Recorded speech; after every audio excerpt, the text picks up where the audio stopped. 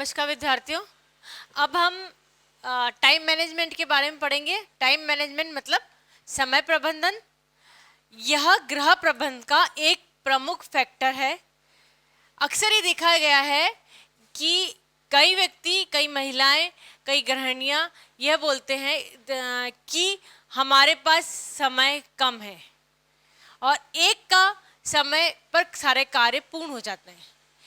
कार्य दो व्यक्ति कर रहे हैं, ठीक है, एक जैसा कार्य कर रहे हैं, एक समय पे कर रहे हैं, एक समय पे शुरू कर रहे हैं, एक समय पे खत्म कर रहे हैं, परंतु एक का कार्य जल्दी और व्यवस्थापूर्ण खत्म हो रहा है, दूसरे का कार्य थोड़ा देर से अव्यवस्थापूर्ण खत्म हो रहा है। एक को लक्ष्य की प्राप्ति करने पर संतुष्टि का अनुभव हो रहा है, दूसरे को लक्ष्य की प्राप्ति तो हो रही है परंतु मन में असंतोष हो रहा है। तो वो क्या चीज कहलाती है? समय प्रबंधन। हर व्यक्ति के पास समय सीमा होती है। हमने जब रिसोर्सेज पढ़े थे तब हमने इसे मानवीय फैक्टर और अमानवीय फैक्टर, ह्यूमन रिसोर्स और नॉन ह्यूमन रिसोर्स दोनों में रखा था। ह्यूमन रिसोर्स हमने इसलिए रखा था क्योंकि हर व्यक्ति के पास अपना एक पर्सनल समय होता है, हर व्यक्ति के पास समय सीमा होती है। हर व्यक्ति के पास दिन में 24 घंटे एक लिमिटेड समय होता है। मैं मेरा समय मेरा लिए सदुपयोग कर सकता हूँ, परंतु इसलिए उसको ह्यूमन रिसोर्सेज में लिया गया था। हमने इसको नॉन ह्यूमन रिसोर्स में क्यों लिया? हमने इसको नॉन ह्यूमन रिसोर्स में इसलिए लिया कि चूंकि मेरे पास लिमिटेड समय है और मेरे पास काम की सीमा ज़्यादा है, कार्य क्षेत्र मेरा ज़्यादा है। चूंकि मेरा कार्य क्षेत्र ज़्यादा है इसलिए मैंने मेरा किसी और का समय, जैसे मेरी मेड का समय, मैंने उससे ले लिया, है ना। तो मेरा जो कार्य था, कार्य क्षेत्र था, घर का साफ सफाई का काम करना या किचन में हेल्प करना, वो मैंने समय बचा लिया। मैंने मेरी मेड का समय ले लिया, उसको अमाउंट दे दिया, क्योंकि ये आदान प्रदान हुआ, ठीक है। चूंकि इस समय का लिया गया और मनी दिए गए, तो ये आदान प्रदान हुआ, इसलिए इसे क्या कहा गया? अमानवीय रिसोर्सेस कहा गया, नॉन ह्यूमन रिसोर्सेस कहा गया। तो हम बात करते हैं जब टाइम मैनेजमेंट की, समय प्रबंधन की, तो हम भी बात करते हैं कि समय प्रबंधन होता क्या है। अलग अलग विद्वानों ने अलग अलग तरीके से इसको परिभाषित किया गया है। समय समय पर ये रिवाइज भी होती रहती हैं परिभाषाएं, परंतु हम ये परिभाषा बताएंगे आपको। न्यूनतम समय में अधिकतम कार्यों को गुणवत्तापूर्वक संपन्न करना ताकि व्यक्तिगत और पारिवारिक लक्ष्यों को प्राप्त किया जा सके, समय व्यवस्थापन या समय प्रबंधन कहलाता है। कहने का आप इसमें मतलब देखिए, न्यूनतम समय में, कम से कम समय में, जितना कम समय उपयोग में आए उतने कम समय में मैक्सिमम कार्यों को कंप्लीट करना है। मैक्सिमम कार्य अपने कंप्लीट होने चाहिए, परंतु उसमें एक चीज बताई गई है, गुणवत्तापूर्वक। उसमें क्वालिटी मेंटेन करनी है, क्वांटिटी प्लस क्वालिटी, है ना। क्वांटिटी और क्वालिटी, और समय कैसा होना चाहिए? कम समय में, कम समय में मैक्सिमम क्वांटिटी मैक्सिमम क्वालिटी का वर्क कंप्लीट करना है, ताकि व्यक्तिगत मतलब मेरे लक्ष्य और पारिवारिक लक्ष्य मतलब परिवार के लक्ष्यों को संपन्न कर सके। वह टाइम मैनेजमेंट कहलाता है। समय पर सब कार्य संपन्न होना, समय पर लक्ष्यों की पूर्ति होना। जब हम इसकी बात करते हैं समय पर, दैट इज टाइम मैनेजमेंट।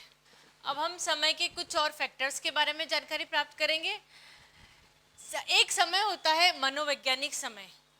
समय हमारे पास दिन में कितने घंटे होते हैं? 24 घंटे होते हैं।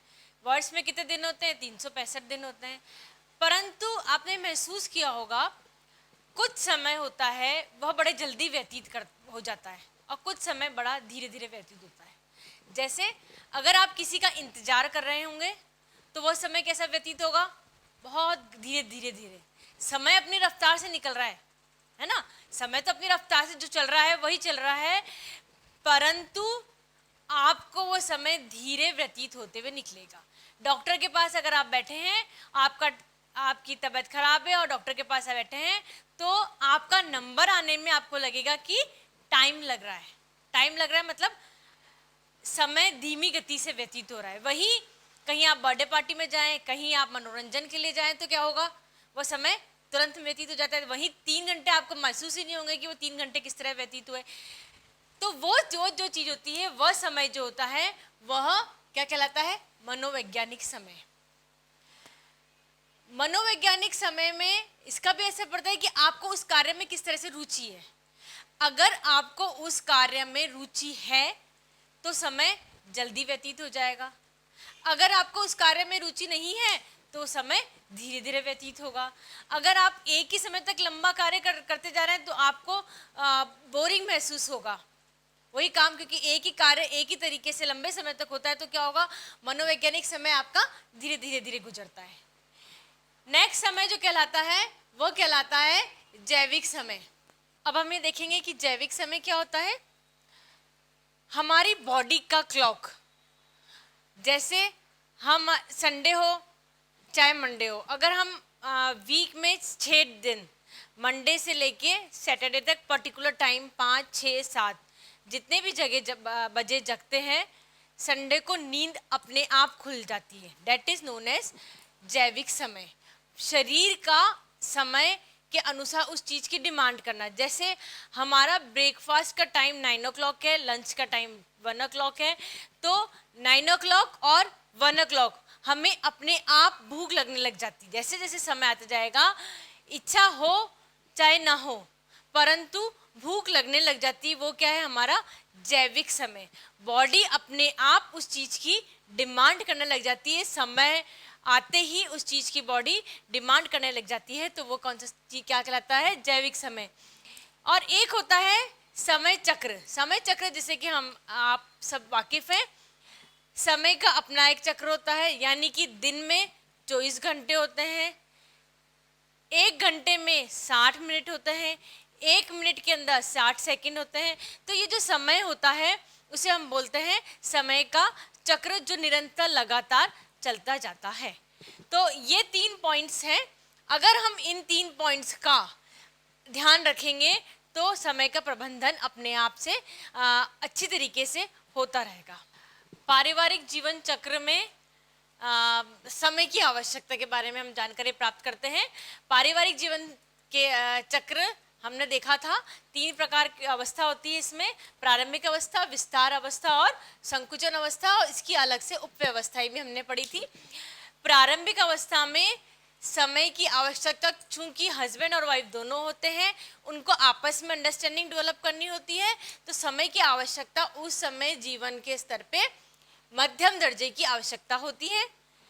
विस्तार की जो अवस्था होती है जिसमें हस्बैंड वाइफ और बच्चे का आगमन होता है, शिशु का आगमन होता है, और उसे समय देने की आवश्यकता होती है, उसे हर कार्य करने की आवश्यकता होती है, उसके लिए हर कार्य करने की आवश्यकता होती है, उसको संस्कार देने की आवश्यकता होती है, उसके हर चीज डेवलप करने की आवश्यकता होती है। इसलिए विस्तार अवस्था में समय की सर्वाधिक जरूरत महसूस होती है। संकुचन अवस्था वह अवस्था होती है जिसमें बच्चे अपना परिवार स्वयं बनाने लग जाते हैं। तो उस समय समय की आवश्यकता बच्चों के प्रति और कम होती है, परंतु इसीलिए चूंकि इस समय समय देने की आवश्यकता कम होती है, इसलिए हमारे पास समय ज्यादा होता है। आपने देखा होगा वृद्धावस्था में देखा गया अक्सर कि मनोवैज्ञानिक समय ज्यादा होता है। मनोवैज्ञानिक समय ज्यादा होता है से तात्पर्य यह है कि उस समय व्यक्ति के पास समय ज्यादा होता है, क्योंकि उसके पास शक्ति कम होती है, कार्य करने की शक्ति कम हो जाती है, उसके पास कार्य कम हो जाते हैं, तो उसके पास समय अधिक हो जाता है। ठीक है, तो ये पारिवारिक जीवन चक्र की अवस्था है और इसके अंदर समय की जरूरत इस तरीके से होती है। अब हम समय व्यवस्थापन के निर्धारक तत्वों के बारे में देखेंगे। टूल्स ऑफ टाइम मैनेजमेंट, इसमें मुख्यतः 3 बातें बताई गई है। एक है समय मूल्य, दूसरा है समय मानक और तीसरा है समय क्रम। समय मूल्य यानी कि टाइम कॉस्ट, हमें यह निर्धारित करना है, क्योंकि हमारे पास दिन भर में 24 घंटे होते हैं, तो हमें यह निर्धारित करना होता है कि हमें किस वर्क को किस समय कितनी इम्पोर्टेंस देनी है, क्या यह कार्य करने का सही वक्त है अथवा नहीं। अगर हमें ये कार्य, हमें लक्ष्य पूर्ण करना है तो हमें उस लक्ष्य को पूर्ण करने के लिए प्रातःकालीन का समय बढ़िया है, दिन का समय अच्छा है, या सायकालीन का समय अच्छा है। अगर हमें बच्चों को टाइम पर भेजना है, फॉर एन एग्जाम्पल स्कूल भेजना है बच्चों को टाइम पर, तो आपको क्या करना पड़ेगा, अर्ली इन द मॉर्निंग काम करने पड़ेंगे। अब बच्चों को स्कूल भेजने के लिए सायकालीन समय तो ठीक नहीं रहेगा, क्योंकि बच्चों का स्कूल तो मॉर्निंग का है। तो आपको 24 घंटे में से यह निर्धारित करना पड़ेगा, चूंकि आपको बच्चों को स्कूल भेजने का टास्क, लक्ष्य आपको अर्ली इन द मॉर्निंग करना है, तो आपको नाइट को जल्दी सोना होगा, क्योंकि आपको अर्ली इन द मॉर्निंग उठना है। तो वो क्या है, आपका समय जो 24 घंटा है आपको विभक्त करना है। मुझे ये कार्य इस समय करना है, मुझे ये कार्य इस समय करना है, मुझे यह कार्य इस समय करना है, ताकि मेरा लक्ष्य प्राप्त हो सके, मेरे को ज़्यादा से ज़्यादा कार्य करने पर संतुष्टि का अनुभव हो, मेरा समय कम से कम लगे। हम टाइम मैनेजमेंट क्यों करते हैं, समय प्रबंधन क्यों करते हैं? हम इसलिए तो करते हैं कि हमें कम से कम समय में ज़्यादा से ज़्यादा कार्य हो और कम से कम शक्ति व्यय हो और हमारा लक्ष्य अधिक से अधिक प्राप्त हो।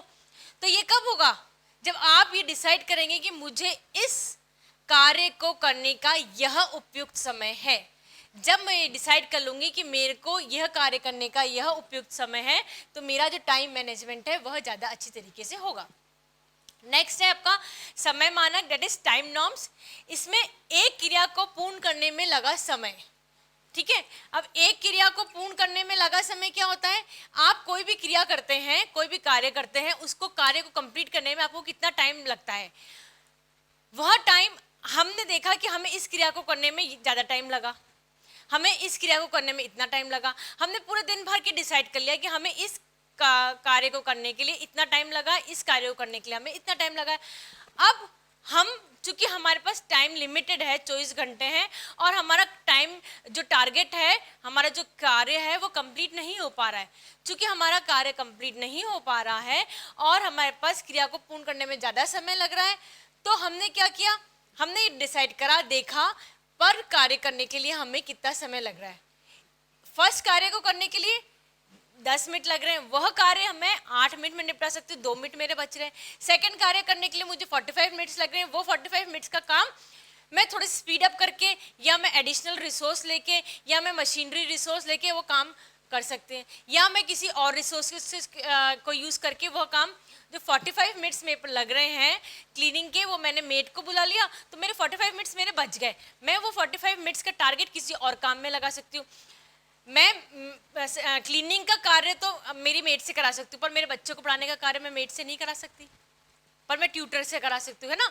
तो मैंने जो क्लीनिंग का काम कराया है वो मेरा टाइम किस में लग गया, बच्चों को पढ़ाने में लग गया। फिर मेरे अर्थ जो ट्यूशन में जा रहा था, जो मेरा मनी ट्यूशन में जा रहा था, वो मेरा मनी बच गया और मेरा मनी मैनेजमेंट हो गया। तो हमें गृह प्रबंध की जब हम बात करते हैं तो हमें गृह प्रबंध में केवल एक मैनेजमेंट नहीं देखना होता, हमें टाइम मैनेजमेंट, मनी मैनेजमेंट और एनर्जी मैनेजमेंट तीनों देखने होते हैं। तो ये तीनों आपस में क्या होता है, एक दूसरे से इंटर रिलेटेड होते हैं। हम जब भी टाइम की बात करेंगे तो हम एनर्जी और मनी मैनेजमेंट की जरूर से बात करेंगे।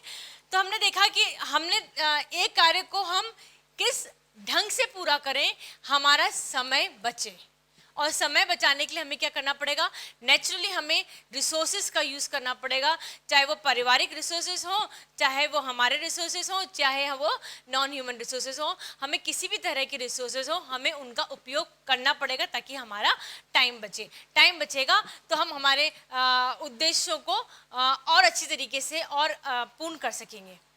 फिर है समय क्रम, टाइम पैटर्न। यह ऐसा क्रम है जिसमें सभी कार्य क्रम से बिना थके हुए और कम परिश्रम से हो सके।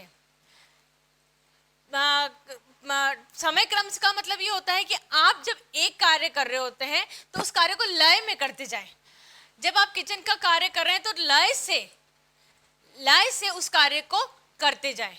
अगर आप किचन का कार्य कर रहे हैं, साथ में आप दूसरे कार्य कक्ष में भी कार्य करना चाह रहे हैं, तो क्या होगा, आपको इधर से इधर बार बार मूवमेंट होना पड़ेगा। उसमें क्या होगा, आपका एक लय खत्म हो रहा है, दो परेशानी आएंगी उसमें, ठीक है।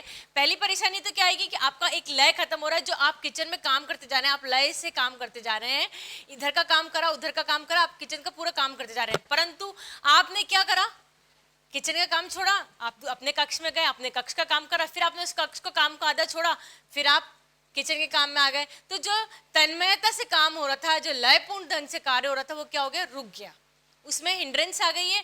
तो वो कार्य, ना किचन का कार्य अच्छी तरीके से हो रहा है, ना कक्ष का कार्य अच्छी तरीके से हो रहा है। तो और इधर से इधर, कक्ष से किचन में मूवमेंट आपका हो रहा है। चूंकि मूवमेंट हो रहा है तो क्या हो रहा है, आपको थकान का अनुभव हो रहा है, एनर्जी आपकी वेस्ट जा रही है, और साथ में आपका समय ज़्यादा लग रहा है। हम समय की बात कर रहे हैं यहाँ पे। तो हमने देखा कि हमें कोई भी कार्य हो, हमें लयपूर्ण ढंग से करना होगा, तब जाके हमारा समय बचता है, तब जाके हमारा टाइम का मैनेजमेंट होता है। अब हम देखेंगे कार्य वक्र क्या होता है। यह वह वक्र है जिसमें किसी भी परिवार में प्रतिदिन किए जाने वाले कार्य के भार का विवरण की जानकारी मिल सके कि कब किस समय कितना कार्य कब कहाँ करते हैं, किस समय कार्य पीक पर होता है, किस समय कार्य कम होता है। इसके बारे में जो ग्राफिकल रिप्रेजेंटेशन होता है उसे हम बोलते हैं कार्य वक्र। वापस रिपीट कर देती हूँ आपको। किसी भी परिवार में XYZ, किसी भी परिवार का हम एग्जाम्पल लें, उस परिवार में कार्य किस समय कितना होता है, किस समय सब काम ज़्यादा होता है, किस समय काम कम होता है, किस समय मीडियम काम होता है, उसके बारे में यदि हम ग्राफिकल रिप्रेजेंटेशन दें तो उसे हम कार्य वक्र कहते हैं। यह एक कार्य वक्र के बारे में आपको ग्राफिकल रिप्रेजेंटेशन बताया गया है।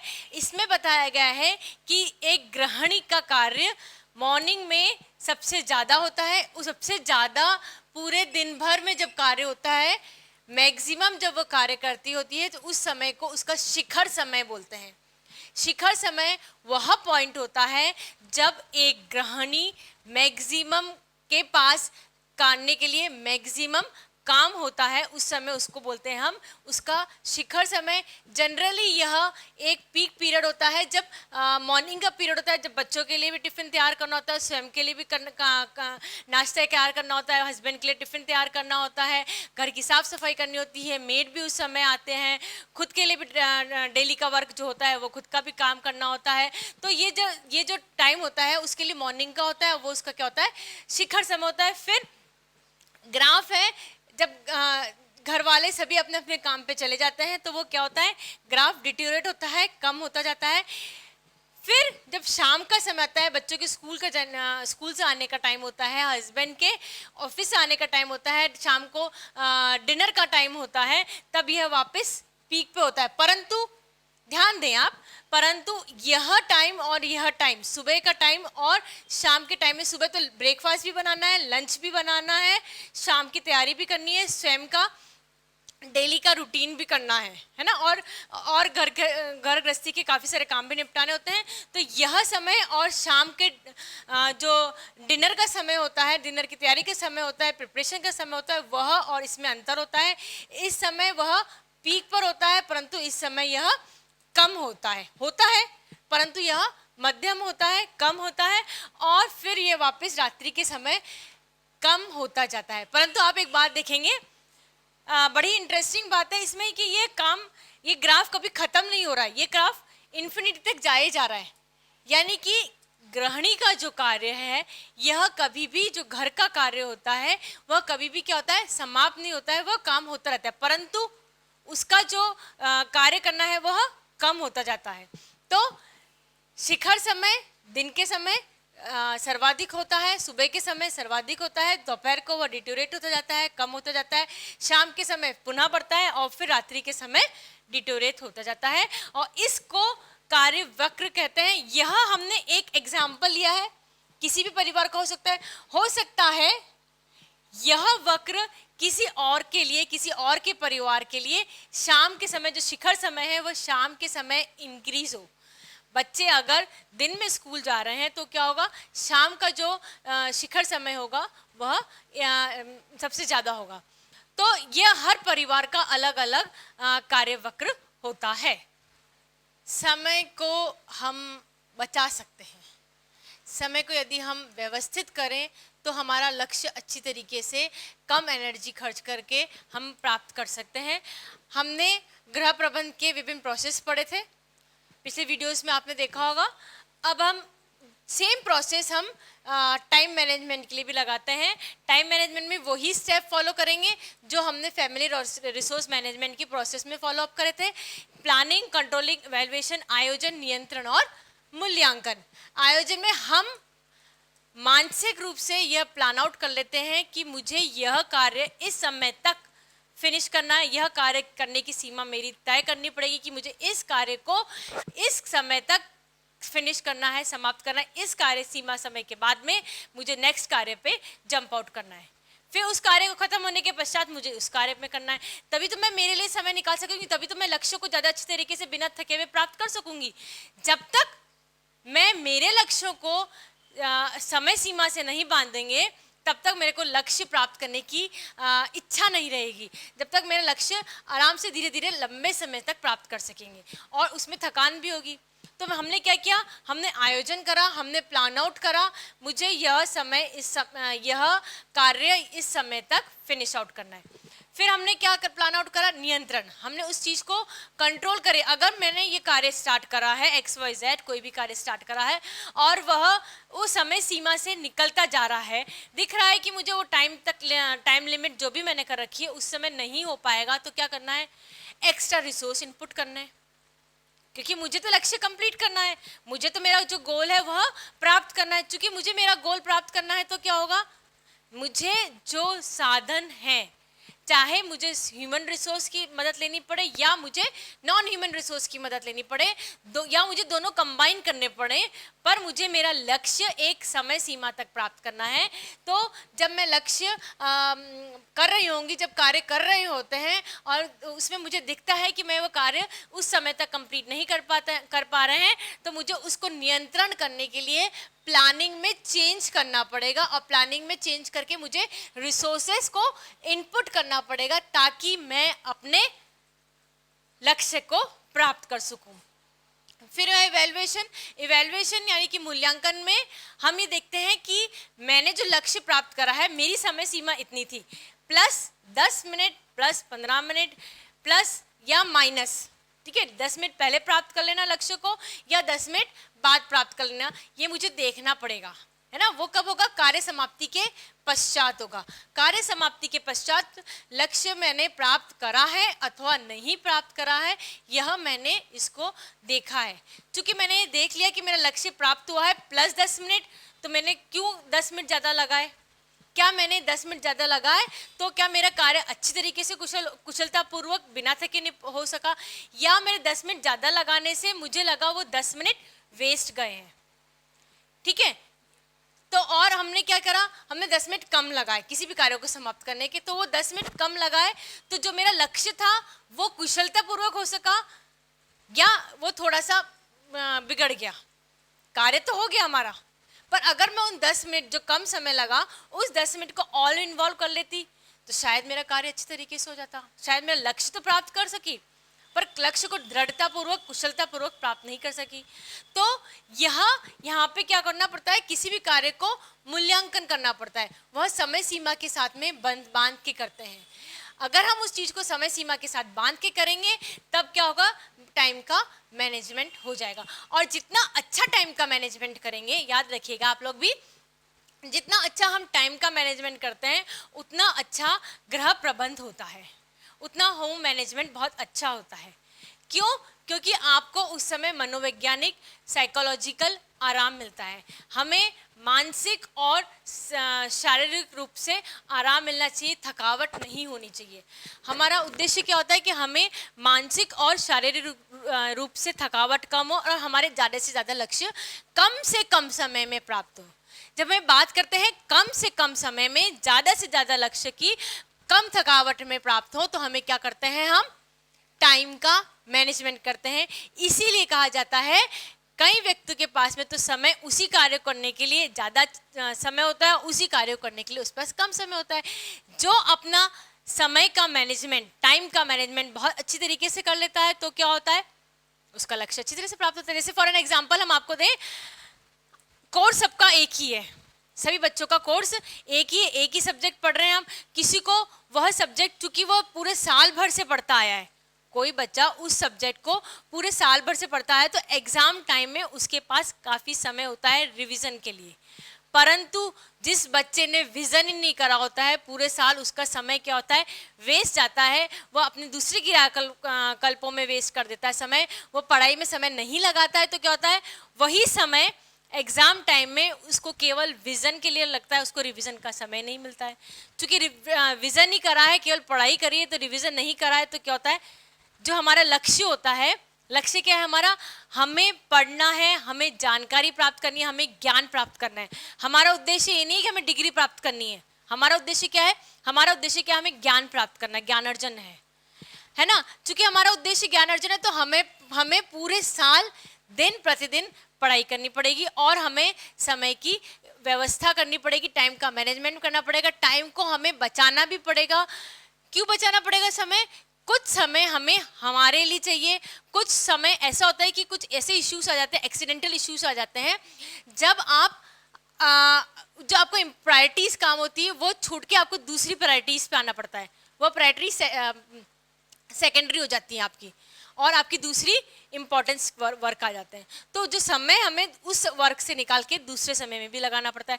ऐसे दिन प्रतिदिन हमारे दैनिक जीवन में कई बार कई अवस्थाएं आ जाती हैं, कई परिस्थितियां बदल जाती हैं, जिससे कि हमें समय का बार बार व्यवस्थापन करनी चाहिए। समय की व्यवस्था व्यक्ति शह के हाथों में होती है, वह चाहे तो अपनी समय की व्यवस्था कर सकता है और जितना समय का प्रबंधन करेंगे उतना ही अच्छी तरीके से जीवन यापन कर सकते हैं।